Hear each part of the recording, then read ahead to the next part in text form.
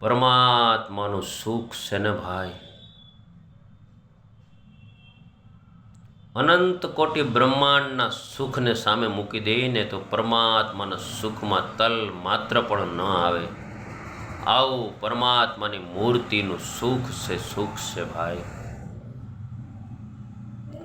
એ સુખની આગળ બ્રહ્માંડોના સુખ પણ નાના પડે એવું પરમાત્માની મૂર્તિમાં સુખ છે. અને એ સુખના આપણે ભોગતા બનવું હોય તો એ પરમાત્માના ભજનમાં ઉતરી જાય. એક સંત પોતાની કુટિયામાં ભજન કરતા હતા. ત્યાં કોઈએ જઈને કીધું, મહારાજ, સ્વામીજી, તમે બહાર આવીને તો જુઓ કેવી ચંદ્રમાનું અજવાળું છે. તો એ મહાત્માએ કીધું, સાધુ પુરુષે કીધું કે બહાર તો એક ચંદ્રમા ખીલા છે, મારા અંદર તો કોટાન કોટી ચંદ્રમાનું તેજ પ્રગટ સુખી થઈ છે. કયા ચંદ્રમાને નિહાળો, બહારવાળા કે ભીતરવાળા?